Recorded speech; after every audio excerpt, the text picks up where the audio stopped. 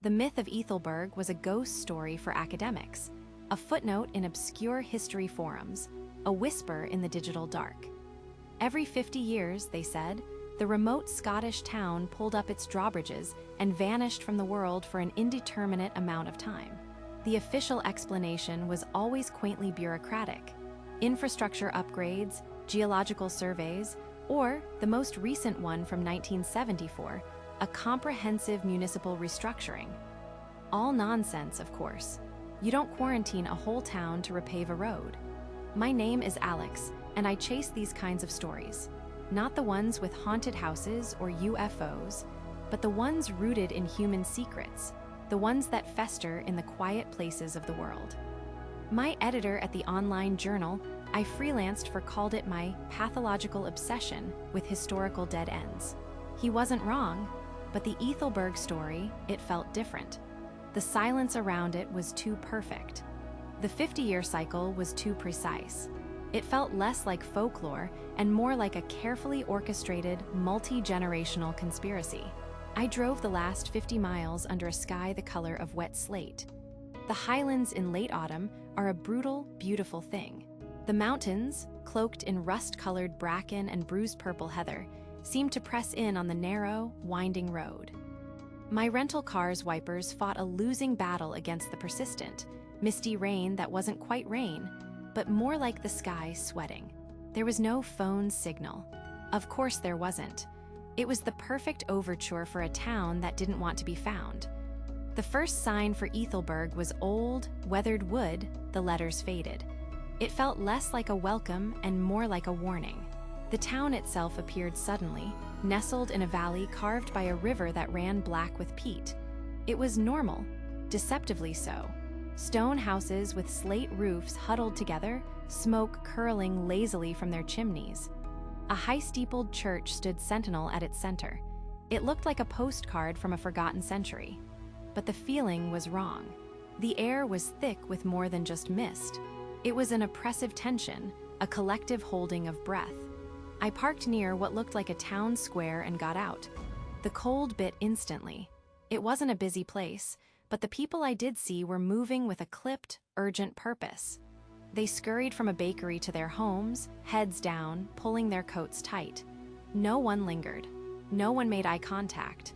They were preparing for a storm, but not a meteorological one. I walked into the only pub, the Shepherd's Rest. The interior was dark wood, smelling of stale beer and damp wool. A few old men sat nursing whiskeys, their conversations halting the moment I stepped inside. They turned, their faces impassive, their eyes appraising. It was the kind of silence that's louder than any noise. "Afternoon," I said to the burly man behind the bar, forcing a smile. "Just passing through. Can I get a coffee?" He grunted, his eyes never leaving my face as he worked the machine. "You're cutting it fine, lad." "Fine for what?" I asked, leaning against the bar. One of the old men at the table coughed, a dry, deliberate sound. "The road out gets treacherous after dark. The fog—" "I'm a careful driver," I replied, my journalistic instincts buzzing. This was it, the script, the polite but firm dismissal of outsiders. The bartender placed the coffee in front of me. It was scalding hot. "It's not the driving we're talking about. Some nights are best spent indoors. Tonight's one of them. You should be on your way." His tone wasn't a suggestion. It was an order wrapped in a thin veneer of concern. I took a sip, trying to appear nonchalant. "Actually, I was hoping to find a room for the night. Do you know of an inn or a B&B?" The silence that followed was absolute. The bartender wiped the clean bar with a dirty rag, his jaw tight. One of the old men actually stood up, placed a few coins on his table, and walked out without another word. "There's no room," the bartender said finally, his voice low. "Not tonight. Not for you." The hostility was so raw it was almost thrilling. They weren't just being unfriendly, they were scared. And they were scared of me being here. I paid for the coffee, leaving a generous tip he pointedly ignored, and walked back out into the damp cold. The sun was already beginning to dip below the jagged line of the mountains, bleeding weak orange and pink into the gray clouds. I wasn't leaving. This was the exact date, 50 years on from the last, restructuring. If something was going to happen, it was going to happen tonight. I spotted a small, unassuming sign hanging from a second-story window down a side street. The gable end. Rooms. It looked closed, but I was desperate. An elderly woman with a face like a roadmap of worries answered the door. She looked me up and down, her expression a mixture of pity and fear. "I've no rooms," she began, starting to close the door. "Please," I said, a little too desperately. The pub owner was unhelpful. "My car is acting up. I just need one night. I'll be gone first thing in the morning, I promise." It was a lie, but a necessary one. She hesitated, chewing on her lower lip. She looked over my shoulder, up at the darkening sky, as if measuring the remaining daylight. "One night," she whispered, her voice trembling slightly. "Cash, and you don't leave your room. Not for anything, you hear me. You lock your door, and you don't open it." I agreed instantly. The room was small, clean, and smelled of lavender and mothballs. It overlooked the main road leading out of town. I paid her, she handed me an old-fashioned iron key, and left without another word. I locked the door as she instructed, the heavy clunk of the bolt echoing in the quiet house. For hours, I just sat by the window, my camera on the sill, watching the town die. The last of the scurrying figures vanished. Shop lights flickered off one by one. Windows were shuttered. It became a ghost town long before night truly fell. Then, at precisely 9 p.m., it began. A low, mournful siren started to wail, echoing through the valley. It wasn't like a police or fire siren. It was deeper, older. I pressed my face to the cold glass, and then I saw it. On the road I'd driven in on, just at the edge of town, the ground was splitting. Not in an earthquake, but with clean, mechanical precision. A slab of dark, rusted metal, massive and thick, was rising from a slot in the earth. It rose silently, smoothly, a tombstone for the entire town. It was at least 20 feet high. Lights flickered on along its top edge. I scrambled to the other window, the one facing the back of the house, towards the hills. Another one. A vast, curving wall of steel, ascending from the earth to meet the mountainside, sealing the valley completely. My heart hammered against my ribs. I could hear the low thrum of machinery, a deep, resonant hum that vibrated through the floorboards. High above, the distinct, high-pitched buzz of a modern surveillance drone cut through the night. This wasn't folklore. This wasn't a quaint tradition or an infrastructure project. This was a prison, a cage, and the gates had just closed. I wasn't an observer watching a story unfold. I was trapped inside of it. The final, deafening boom of metal striking stone echoed through the narrow streets of Ethelberg, and then a profound silence descended. It was a silence heavier and more absolute than the quiet of a remote town at night. It was the sound of a vacuum, the sound of a world cut off. For a full minute, I didn't move, my hands pressed against the cold window pane, my breath fogging the glass. My heart hammered against my ribs, a frantic drumbeat in the tomb-like stillness. Panic, cold and sharp, clawed its way up my throat. Trapped. The word wasn't an abstract concept anymore. It was a physical reality, a cage of steel and stone built around me in a matter of minutes. My journalistic instincts, momentarily submerged by sheer terror, sputtered back to life. Document, communicate. I stumbled back from the window, grabbing my phone from the bedside table. No signal, of course. The bars were completely empty, replaced by a simple, mocking no-service message. I flicked on the Wi-Fi. The network I'd connected to just hours ago, the Thistle and Hearthguest, was gone. There were no networks. None at all. A cold knot of dread tightened in my stomach. This wasn't just a physical barrier. It was a digital one. A Faraday cage the size of a town. They had thought of everything. I sank onto the edge of the lumpy mattress, my head in my hands. Think, Alex. Think. Panicking gets you nowhere. My promise to the old woman, Elspeth, echoed in my mind. Stay in your room. Don't make a sound. Whatever you hear, you did not. Her warning felt less like a suggestion and more like a survival rule. But staying here was a death sentence for my story, and maybe for me. I couldn't just sit here and wait. For what? For them to come for me? For the walls to come down in another 50 years? I was a foreign body in this organism, and sooner or later, it would try to expel me. Stealth was my only option. I slipped off my noisy boots, replacing them with socks. My camera bag felt like a block of lead, but I couldn't leave it. It was my only tool. I slung it over my shoulder and took a deep breath, turning the old brass doorknob with painstaking slowness. The latch clicked with the loudness of a gunshot in the silent house. I froze, listening. Nothing. Only the faint, rhythmic ticking of a grandfather clock somewhere downstairs. I crept out into the narrow, dark hallway. The air was thick with the scent of dried lavender and dust. The floorboards groaned under my weight, each sound a betrayal of my presence. Downstairs, a sliver of light shone from under a door, likely the parlor where I'd first met Elspeth. I held my breath, tiptoeing past it and toward the heavy front door.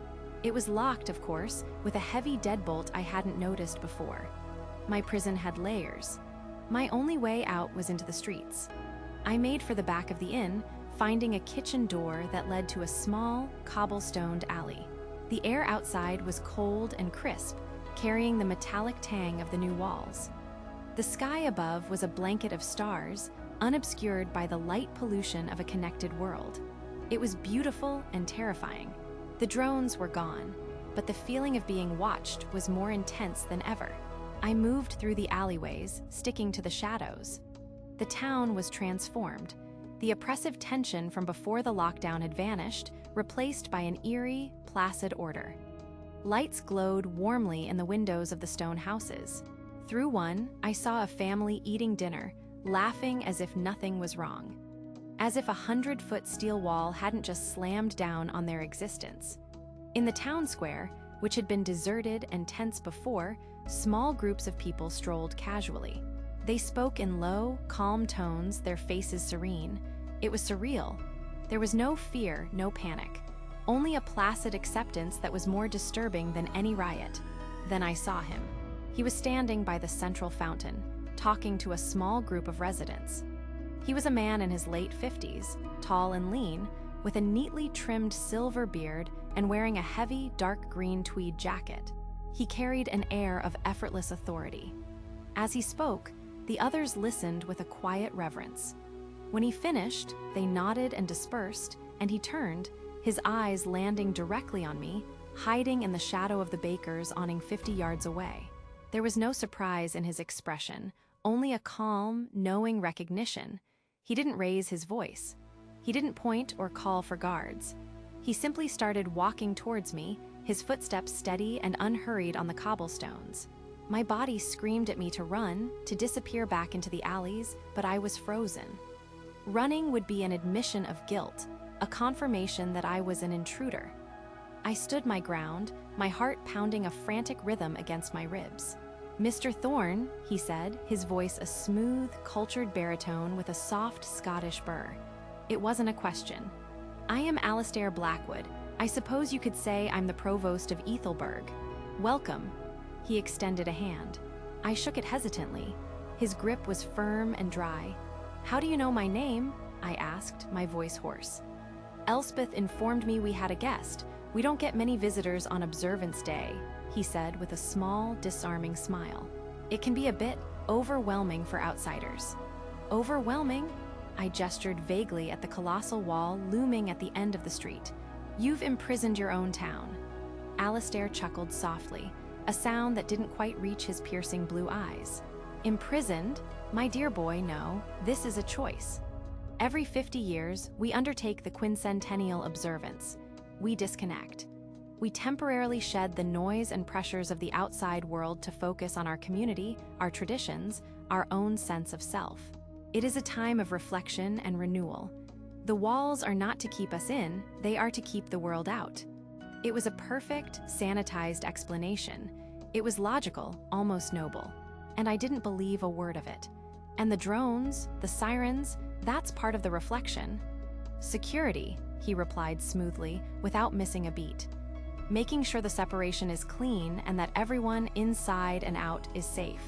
It's a significant undertaking. As you can imagine, we must be thorough." He looked me over, his gaze lingering on my camera bag. "You're a journalist. You smell a conspiracy, I understand." But the truth is often much simpler, if less exciting. You've simply stumbled upon a very old, very private tradition. His calm demeanor was a wall more formidable than the steel one surrounding us. Arguing was pointless. He had an answer for everything. You are, of course, welcome to stay with us for the duration of the observance, Alastair continued, his tone implying it wasn't a choice. Elspeth will take good care of you. We only ask that you respect our customs. Be an observer, Mr. Thorne, not a disruption. The unspoken threat hung in the cold night air. I was no longer an anonymous intruder, I was a known quantity. I was being watched, managed. I nodded numbly. I understand. Good, he said, patting my shoulder with a paternalistic gesture that made my skin crawl. Enjoy the peace, son. You won't find anything like it anywhere else in the world. He turned and walked away, leaving me alone in the square. I retreated to the inn, my mind reeling. I was a prisoner, but my jailer was insisting it was a sanctuary. The mystery of Ethelberg hadn't been solved. It had just acquired a smiling, reasonable face, and that was infinitely more terrifying. The first morning of the lockdown dawned with an unnerving stillness. The weak Scottish sun filtered through the lace curtains of my room, casting long, distorted shadows across the floral wallpaper. There was no sound of distant traffic, no rumble of a delivery truck, no hint of the world that existed beyond the monolithic steel walls. There was only the house itself, breathing around me with the quiet creaks of old wood and the ticking of a grandfather clock in the hall below. The silence was a presence, heavy and absolute. It was the sound of a cage. My encounter with Alastair had rewired my entire approach. Panic had been replaced by a cold, simmering caution. I was no longer just a trapped journalist. I was a specimen in a jar, and Alastair Blackwood was the man with the magnifying glass. Every move I made, every word I spoke, would be noted, analyzed, and filed away. My camera, my laptop, my audio recorder, they were all useless bricks now. My only tool was observation, and my only potential ally was the terrified woman who had rented me this room. Elspeth. Her face, etched with a fear so profound it seemed to have settled into her bones, was my only hope. She had tried to warn me. That act of defiance, however small, marked her as different from the placid, smiling townsfolk Alastair represented. She was a crack in the town's meticulously constructed facade. I spent the first few hours of the day in my room, watching from my window. I needed to understand the rhythm of the house, of her life. The view offered little: a small, immaculately kept garden, a high stone wall, and the slate roof of a neighboring house. But I could listen. I heard her moving about downstairs, the soft clink of ceramic as she set out breakfast, the whisper of her slippers on the wooden floor. There was another person in the house, an older man whose coughing fits punctuated the silence, but he seemed infirm and remained in a room on the ground floor. For the most part, Elspeth was alone in her duties. Around 10 o'clock, I decided to make my move. I couldn't stay hidden forever. That in itself would be suspicious. I needed a plausible reason to seek her out, something mundane. I tidied my bed, splashed cold water on my face, and took a deep breath, schooling my features into a mask of weary acceptance. I was the accidental tourist, resigned to his fate, just trying to make the best of it. I found her in the kitchen at the back of the house. It was a warm, clean space, smelling of brewing tea and toasted bread, a stark contrast to the cold tension that filled the rest of the building. Copper pots hung from a rack, gleaming in the light from the window above the sink. Elspeth was standing with her back to me, washing a dish with slow, methodical movements. She was so still, so focused, she didn't hear me enter. "Good morning," I said, my voice softer than I intended. She jumped, a strangled gasp escaping her lips as a plate slipped from her soapy hands and clattered into the sink. She spun around, her eyes wide with fright, her hand pressed to her chest. The fear was instant, electric.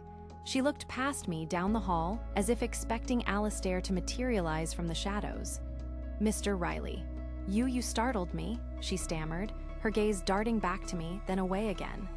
"I'm so sorry, I didn't mean to," I said, holding my hands up in a gesture of peace. I was just wondering about meals. I don't want to be a bother, but I suppose I'll be eating here for the foreseeable future. I tried a small, self-deprecating smile. It felt like a grimace. Her shoulders relaxed a fraction. This was a normal question, a safe topic. Of course. Breakfast is, well, it's ready when you are. Lunch is at 1, dinner at 7. Her voice was a low, breathy whisper. She wouldn't meet my eyes, focusing instead on drying her hands on her apron. Thank you, Elspeth. I appreciate it. I didn't leave. I lingered in the doorway, creating an awkward silence that I hoped would force her to look at me. When she finally did, her eyes were pleading for me to just drop it, to go eat my toast and leave her alone. I took a small step into the room. I should have listened to you, I said, my voice barely above a whisper. You told me to leave. You were right. Her face went pale. She shook her head, a tiny, frantic motion. I don't know what you're talking about, she breathed, turning back to the sink, her knuckles white as she gripped the edge. You knew this was going to happen, the walls, everything. I pressed on gently, knowing I was walking a razor's edge. Alistair called it an observance. He made it sound like a holiday. The name, Alistair, hung in the air between us, thick and dangerous. Her entire body went rigid. Mr. Blackwood is a respected man, she said, the words sounding rehearsed, recited. He explains things best. The observance is for our own good, for reflection. Is that what you're doing, Elspeth? Reflecting. My voice was infused with a sincerity I deeply felt. Because from where I'm standing, it looks like you're terrified. That broke through her defenses. A tear escaped her eye and traced a path down her wrinkled cheek.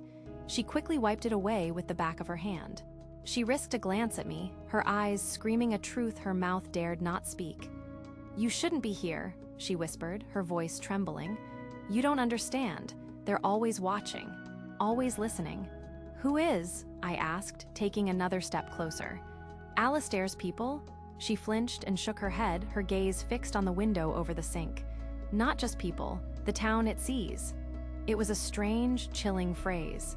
Before I could ask what she meant, she leaned in, her eyes wide, her voice dropping to a near inaudible hiss. The smell of fear and soap was sharp. Don't trust the quiet, she whispered urgently. Don't trust the calm. It isn't real. What is real then? Help me understand. She looked as if she was about to say more. Her mouth opened, her expression one of desperate confession. But then, a sound from the front of the house, the distinct, heavy thud of the front door opening and closing. Footsteps, firm and confident, echoed in the hall. Elspeth sprang back from me as if I were hot iron. The terror returned to her eyes tenfold. She turned to a breadboard and began slicing a loaf with frantic, jerky movements, her back once again to me. Her entire posture had changed.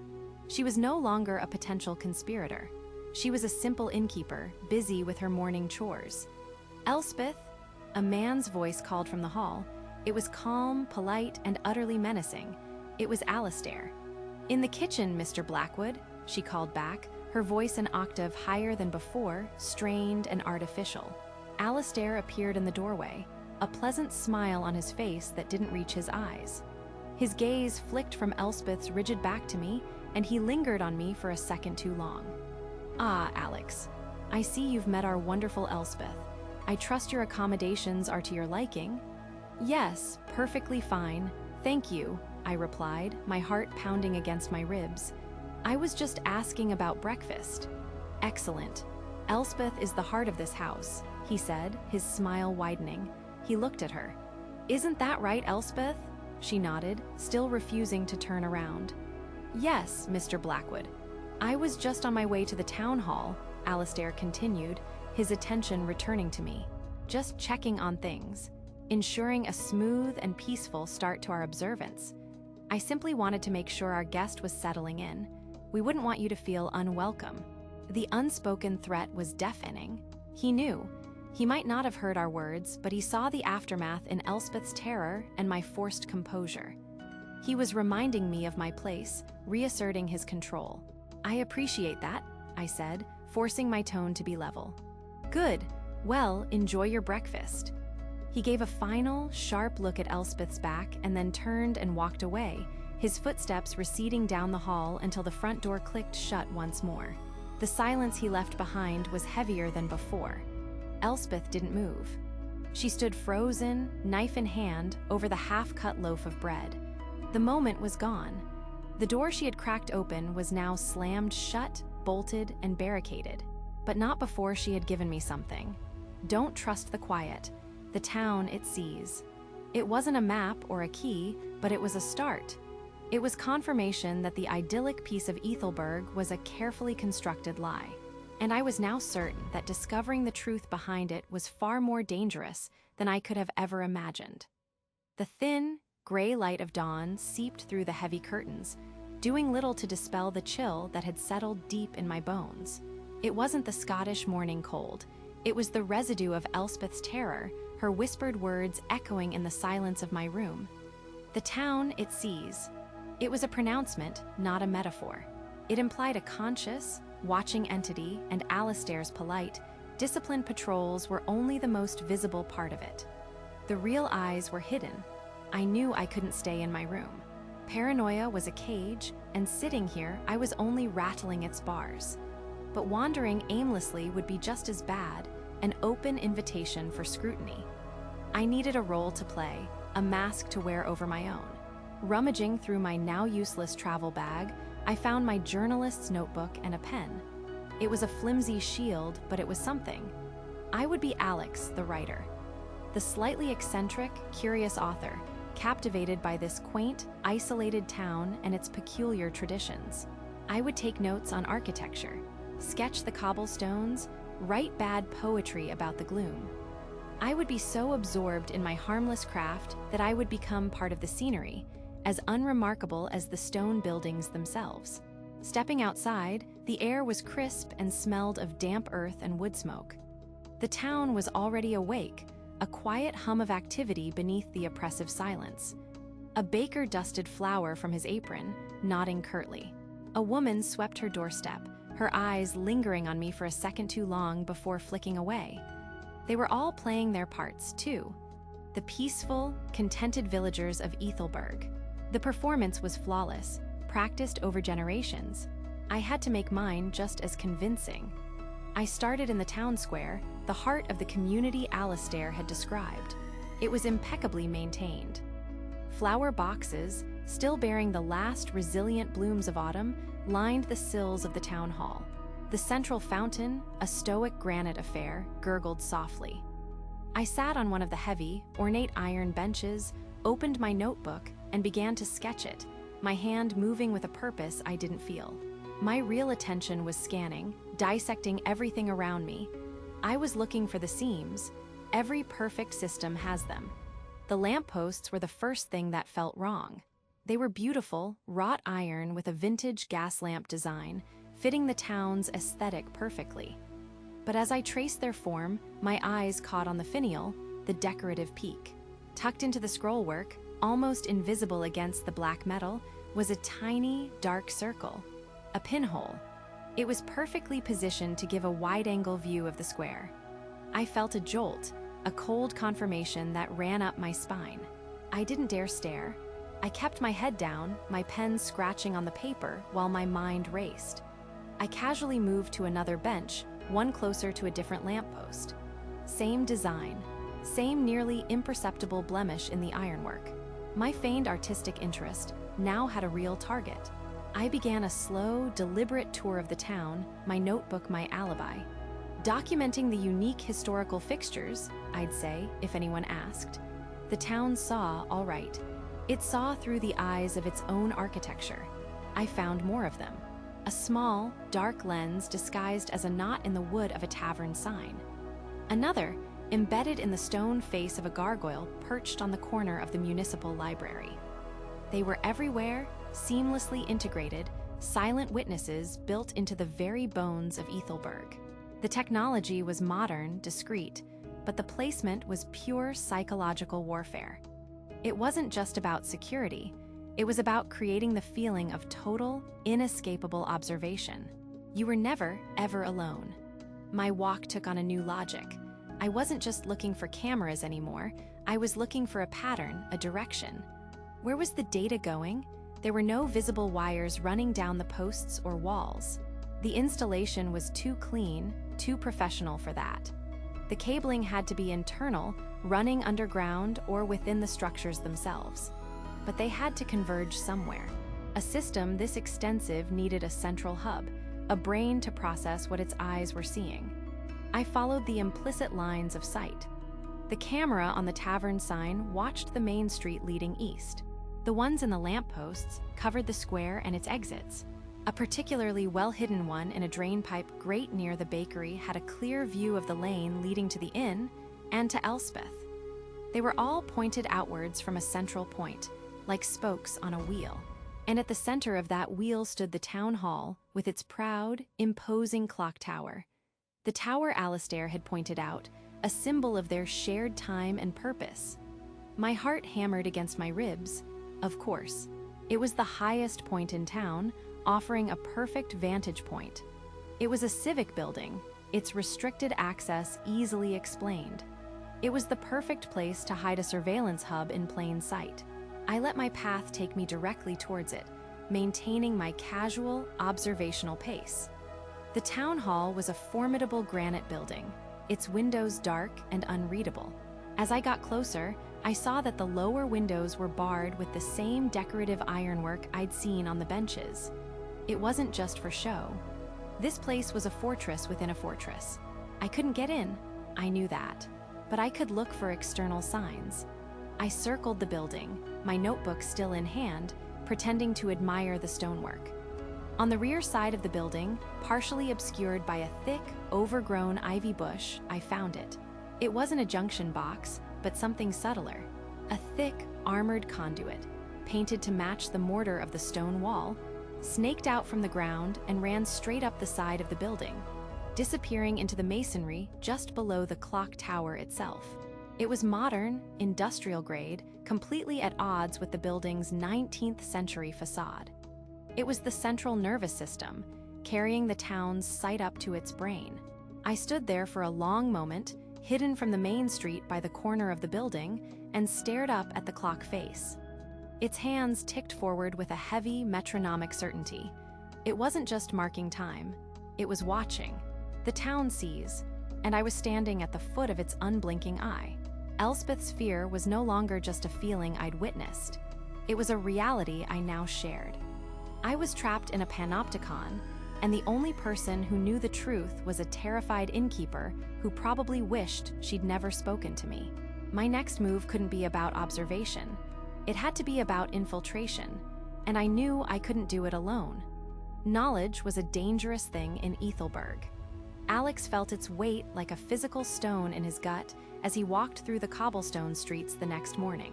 The sky was a uniform, oppressive gray, the kind that promised a persistent, soul-dampening drizzle without the catharsis of a real storm. Every wrought iron lamppost, every carved wooden sign, every gargoyle peering down from a rooftop now seemed to stare back with a malevolent, technological gleam. He wasn't just being watched. He was being cataloged, analyzed, and filed away by the silent, digital god in the clock tower. He knew approaching Elspeth directly was a fool's errand. Another chance encounter in the kitchen would be too convenient, too risky. Alistair, or whoever was monitoring the feeds, would flag it instantly. He needed a natural, undeniable reason to be in her space, a moment where a whispered conversation wouldn't seem out of place. His cover as a writer was thin, but it was all he had. For 2 days, he made a show of it. He sat in the small, damp town square, a notebook open on his knee, pretending to sketch the fountain while actually mapping sightlines from the surrounding cameras. He walked the perimeter of the Great Wall, tapping it occasionally as if testing its construction, all while scanning for vulnerabilities. He was a model tourist, a harmless eccentric. He hoped it was convincing. His opportunity came on the 3rd day. He saw Elspeth heading out of the inn's back door, a large wicker basket in her arms, towards a small, stone-walled garden where she grew herbs and vegetables. It was relatively secluded, shielded from the main street, but Alex knew better. He had already identified a camera, cleverly disguised as a birdhouse mounted on a weathered pole in the adjacent yard. its lens aimed directly at the garden. They would be seen, but perhaps not heard, not if they were careful. He waited a few minutes, then followed, effecting a casual stroll. He found her on her knees, her back to him, pulling weeds from around a patch of thyme. The damp earth stained her trousers. For a moment, she looked like any other gardener, at peace with her work. But the tension in her shoulders told a different story. "Smells wonderful," Alex said, his voice calm and even. He didn't get too close, stopping by a row of drooping rosemary.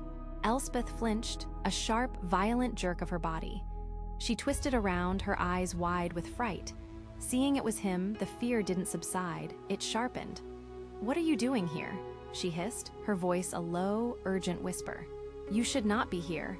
"I was just getting some air," Alex replied, keeping his tone light. He crouched down, pretending to inspect the rosemary. Alistair was right. It is peaceful, almost too peaceful. It makes a man think. "Don't," she pleaded, her eyes darting towards the birdhouse. She knew, of course she knew. There's no good that comes from thinking, just accept it. Live your days, that's all we can do. "Live or serve a sentence?" Alex asked softly, his gaze locked on hers. He saw the flicker of defiance in her eyes before the fear drowned it again. It was time to take the risk. "Elspeth, what you said before that the town sees, I understand now. I've seen them too." She shook her head frantically, pulling a weed with such force that the roots tore from the soil. "I don't know what you're talking about." "The birdhouse," Alex whispered, his voice barely audible over the rustle of leaves. "The one on the pole over there. It's not for birds. The lamppost on the corner of High Street, the third scroll on the ironwork is a lens. The angel in the stone carving above the bakery, its left eye is made of glass. Modern, coated glass." Each word landed like a physical blow. Elspeth stopped moving, her hands frozen in the dirt. Her face, already pale, turned ashen. She was looking at him not as a stranger, but as a ghost, as a man already dead. "You have to stop," she breathed, tears welling in her eyes. "For God's sake, you will get us both killed. Or we'll spend the next 50 years like this," Alex pressed, his own voice hardening with urgency. "Living in a cage where the bars are invisible. Is this what you want? For your children, grandchildren, to live and die under a microscope? It keeps us safe." She sobbed, the words a desperate, recited mantra. "There are no outsiders, no crime, no uncertainty." "There is no freedom," Alex countered, a little too loudly. He glanced at the birdhouse and lowered his voice again. "That's not safety, Elspeth, it's control, absolute control. And it all leads back to one place." He paused, letting the weight of his discovery settle. "The clock tower, all of it, it's the brain." She stared at him, her terror warring with a dawning comprehension. He wasn't just a paranoid outsider. He had concrete proof. He had seen the mechanics of their prison. He had given a name and a location to the nameless dread that had governed her entire life. "Even if it's true," she whispered, her voice trembling, "what can you do? What can we do? It's the town hall. It's Alistair. You can't just walk in there. They have ways of dealing with people who ask too many questions. People disappear, Mr. Hayes. They just stop being." The last words were heavy with memory, with a pain he couldn't possibly understand. This was the precipice. He could see the abyss of her despair, the chasm of fear that separated her from action. He had to bridge it. "I am not asking you to storm the gates with me, Elspeth. I'm a journalist, or I was. My job is to find the truth and show it to people. The how is what I don't know yet, or the why, but you do. You've lived here your whole life. You know the building. You know the people, their routines. I just need a way in, a detail, a weakness, a time when the eye in the sky blinks." He reached into his pocket and pulled out a small, smooth stone he'd picked up. He held it out on his palm. "I can't do this alone. And I don't think you can live like this for another 50 years, pretending you don't see the cage." She stared at the stone, then back at his face. He saw a lifetime of suppressed anger, of quiet desperation, swirling in her eyes. The fear was still there, a cold, hard knot in the center of it all, but something else was finally pushing its way to the surface. Resolve. She took a shaky breath, her gaze darting one last time to the birdhouse, a look of pure loathing on her face. Slowly, deliberately, she reached out and took the stone from his hand, her rough fingers closing around it. She didn't say yes. She didn't have to. "Every Tuesday at 2 o'clock, she whispered, her voice so faint it was nearly lost to the wind. "The old generator in the basement of the hall is tested. For 1 minute, the power to the non-essential systems is rerouted. For 1 minute, the tower is blind." The 60-second window Elspeth had given me felt both like an eternity and no time at all. It was now Saturday morning. Tuesday at 2 p.m. was a lifetime away, yet it loomed like an executioner's blade. Every tick of the grandfather clock in Elspeth's hallway was a countdown. Fear was a cold knot in my stomach, but the alternative, passivity in this cage, was unthinkable. This was my only shot. The next 3 days became a study in meticulous, agonizing preparation. My cover as a writer was the perfect camouflage. I spent hours on a bench in the town square, a notebook open on my lap, ostensibly sketching the architecture of the town hall. In reality, I was memorizing every detail of the clock tower's base. I noted the weathered stone, the placement of the windows on the ground floor, all barred, and the single, formidable oak door at the front. There was no back entrance. It was designed to be a fortress. The armored conduit I'd spotted before was my primary focus. It snaked up the stone wall like a metal vine, disappearing into the structure just below the clock face. But the entry point I needed was on the ground. The main door was my only option. I sketched it from memory at night in my room, the thick wood, the iron-banded hinges, and the large, modern lock that looked entirely out of place. It wasn't an ancient relic.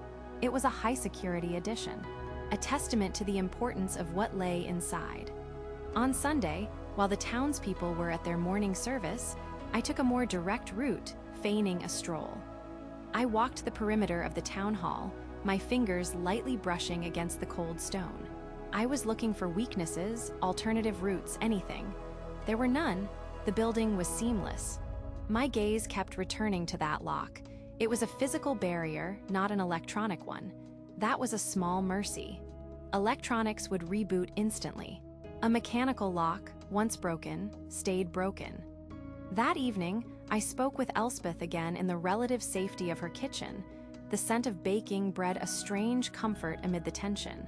I showed her my drawing of the lock. "I need to get through this," I whispered, my voice barely audible over the crackling fire. "A rock won't do it. It needs to be forced." She stared at the drawing, her face pale. For a long moment, she said nothing, her hands twisting a dishcloth. The fear in her eyes was a physical thing, a barrier as solid as the town walls. I thought I'd lost her. But then, a flicker of the defiance I'd seen in the garden returned. She gave a sharp, decisive nod. "My husband, he was a stubborn man," she said, her voice low and steady. "He kept tools, for things the town overseers didn't need to know about. A leaky pipe, a loose floorboard. Things he insisted on fixing himself." She gestured for me to follow her, leading me not to the garden shed, but down a narrow, creaking staircase into a small, musty cellar. The air was thick with the smell of earth and aging potatoes. In a dark corner, hidden beneath a stack of empty burlap sacks, was a heavy wooden chest. She lifted the lid, revealing a small collection of old, well-oiled tools. Among them was a short, heavy crowbar. "It'll make noise," she warned, her eyes locking onto mine. "A lot of it." "The generator test," I countered. "You said it's loud. The whole town hears it." "Aye, they do." A great groaning sound as it spins up. It might cover the first bang. It might not. There was no other choice. I wrapped the crowbar in a thick cloth and hid it under my jacket. It felt impossibly heavy, a tangible weight of the risk we were both taking. "Thank you, Elspeth," I said, the words feeling inadequate. She just nodded, her jaw tight, and scurried back up the stairs, leaving me in the damp darkness. Monday was the longest day of my life. I did nothing but wait, forcing myself to maintain my routine. I ate Elspeth's stew, read a book in the common room, and tried to ignore the subtle glances from the other patrons. Every shadow seemed to hold a camera, Every creak of the floorboards felt like an approaching footstep. My nerves were shredded. By nightfall, I had the crowbar hidden under my mattress and a detailed map of my route drawn in my notebook, disguised as a short story. Tuesday arrived with a shroud of gray mist clinging to the town's rooftops. The air was still and damp, amplifying every sound. I couldn't eat. I sat by my window, watching the clock on the tower. 1 p.m., 1:30 p.m., 1:45 p.m. My heart hammered against my ribs, a frantic drumbeat counting down my future. At 1:55 p.m., I slipped out of the inn. Elspeth was nowhere to be seen, a silent, deliberate act to maintain her deniability. The crowbar was cold and unforgiving against my back. I found my pre-selected hiding spot, a small alcove behind a large, overgrown yew tree across the square from the town hall. I was concealed but had a clear line of sight. The square was empty. The entire town seemed to be holding its breath. My watch read 1:59, 30 seconds. My mouth was dry. I gripped the crowbar, my knuckles white. 20 seconds. My own breathing was a roar in my ears. 10 seconds. I leaned forward, my muscles coiled like a spring. 5, 4, 3, 2, 1. At precisely 2 p.m., the world went silent. The low, omnipresent hum of electricity vanished. A split second later, a deep, groaning rumble started from the direction of the power station on the edge of town, the generator spinning up. It was my cover. I didn't hesitate. I exploded from the alcove, sprinting across the cobblestones. The 30 yards to the town hall door felt like a mile. My boots slapped against the stone, the only sound besides the generator's roar and my own frantic heartbeat. I reached the door, fumbled with the cloth-wrapped crowbar, and jammed the flattened end into the gap between the door and the frame, right beside the lock. I put all my weight into it. The wood groaned in protest. The sound was horrifyingly loud. I pulled back and slammed my weight again. A loud crack echoed in the square. It was giving way. One more heave, a desperate full-body effort. With a splintering shriek of tortured metal and wood, the lock assembly broke. I wrenched the heavy door open just enough to slip through and pulled it shut behind me. The latch clicked into the shattered frame. I was in. I stood in absolute darkness, panting, sweat stinging my eyes. The only light was the faint gray outline of a high, arching window. A moment later, a flicker, a hum. The lights in the corridor ahead buzzed to life, harsh and fluorescent. The power was back. 60 seconds, I had made it. I was inside the nerve center of Ethelberg, and the system was now fully aware that it had been breached. The moment the power returned, the clock tower was no longer silent. It came alive with a low, pervasive hum. The sound of electricity coursing through miles of hidden cable, of cooling fans spinning to life, of a town's colossal secret breathing again. The darkness had been a brief, suffocating cloak. The light, filtering through a grimy window high above, was a stark, clinical interrogator.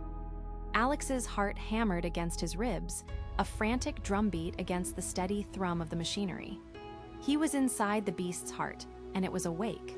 There was no time for hesitation. He spotted a narrow, steel spiral staircase in the center of the room, bolted directly into the stone.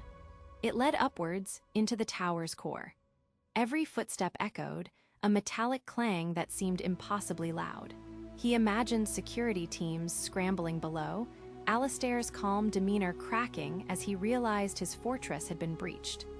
The climb was dizzying, the air growing warmer with each turn, thick with the scent of hot metal and ozone. Wires, thick as his arm and bundled in black casing, snaked up the central column alongside him, feeding the machine above. He reached a landing and a single, heavy steel door. Unlike the ancient wood of the inn, this was modern, functional, with a simple lever handle. No lock. It wasn't designed to keep people out. It was designed to keep something in. Taking a deep, ragged breath, Alex pushed it open and stepped through. He was not prepared for what he saw. The room was circular, the entire upper chamber of the clock tower. One half of the curved wall was a seamless, breathtaking mosaic of screens. Hundreds of them. He saw the town square, the cobbled street outside the inn, the weathered face of Elspeth's pub, the dark, still waters of the loch at the town's edge. He saw inside homes, living rooms where families sat in silence, kitchens where lonely figures stared into their cups. It was a God's eye view, total and absolute. His stomach churned. The sheer scale of the violation was sickening, but it was the other half of the room that stole his breath. It was a memorial. From floor to ceiling, the stone was covered in small, brass plaques. Hundreds upon hundreds of them, each engraved with a name and a single, identical date from over a century and a half ago. "It's not what you think." The voice was calm, weary. Alex spun around. Alistair was there, standing not by the door but near the wall of monitors, as if he had been waiting. He wasn't flanked by guards. He was alone, his expression not of anger but of profound sadness. He held no weapon. His presence felt less like a confrontation and more like a final, tired confession. "I knew someone like you would come eventually," Alistair said, his gaze drifting from Alex to the screens. "Someone who couldn't accept things as they are, who had to pull at the thread." "Accept this," Alex gestured wildly, his voice a strained whisper. "This is a prison. You're watching every move they make. You've stolen their lives." "Stolen?" Alistair's laugh was a dry, hollow sound. "No, Mr. Travers, we saved them. We are saving them every day." He pointed to a small screen. It showed a toddler, no more than 2 years old, toddling perilously close to the stone edge of the town's ancient well. As Alex watched, a woman alerted by a quiet chime from a small speaker in her home, Alex realized, rushed out and scooped the child up. A momentary lapse in attention, a lifetime of grief prevented. He gestured to another screen. 2 men were arguing in the pub, fists clenched. A quiet word from the bartender, whose eyes flickered up towards a corner, and the tension dissipated. A drunken argument, a potential brawl, a knife pulled in anger. A death prevented. Alistair's eyes, filled with a generational weight, finally met Alex's. "You see control. We see preservation. You see a cage. We see a sanctuary." "Sanctuary from what?" Alex demanded, his own anger feeling hollow in the face of the man's conviction. Alistair turned and walked slowly towards the memorial wall. He ran a hand over one of the brass plaques. "From ourselves," he said softly. 157 years ago, before the first wall was ever raised, Ethelberg was not a peaceful town.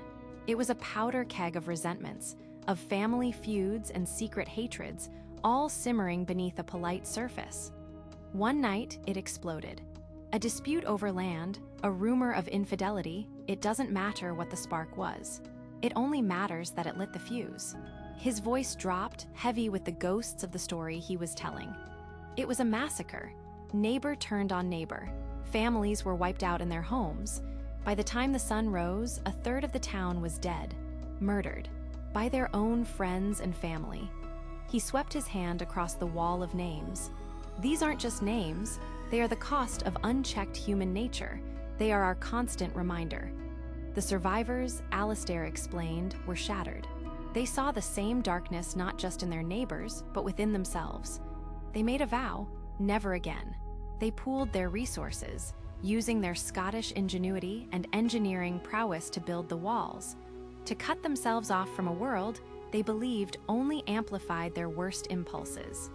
And they built this tower, not as a tool of oppression, but as a silent, vigilant guardian, a promise made to the dead. The lockdown isn't a tradition, Mr. Travers. It's a penance, Alistair concluded, his voice cracking with emotion for the first time. And this is our burden. Every 50 years, we seal ourselves away to remember why. We watch, so we never have to see that dawn again. My father carried this burden, and his grandfather before him. And I carry it now. Alex stared speechless. The sinister conspiracy he had imagined dissolved into a human tragedy of unimaginable proportions. This wasn't about power, it was about fear. A deep, abiding terror of their own capacity for violence. They weren't prisoners in a cage. They were monks in a monastery of their own making, praying for salvation from themselves. He glanced back at the screens and saw Elspeth. She was standing at the window of the inn, staring up at the clock tower, her face a mask of anxiety. He understood now. Her fear wasn't just of being watched. It was the fear that the watchers would fail, that the system would break, that the monster they had caged for over a century would get out. So what now? Alex asked, the fight gone from his voice, replaced by a heavy sense of defeat. "You'll lock me up? Silence me?" Alistair shook his head. "You are already locked up, Mr. Travers, as are we all. You came here seeking a story. Well, you found it. The question is what you will do with it. You cannot tell it to the world, but you must live with it." Alex looked from the wall of the dead to the monitors of the living. He saw the quiet, controlled peace of Ethelberg. He saw the terrible price it cost. He had come to expose a lie and had found a devastating truth instead. His career, his ambition, his entire world outside these walls had vanished. It was all meaningless here. He was trapped not by steel walls, but by a terrible, heartbreaking understanding. He was no longer a journalist hunting a story. He was just another resident of Ethelberg, another soul living within the long shadow of a single, horrific night, burdened by the knowledge of what it takes to keep the dawn at bay.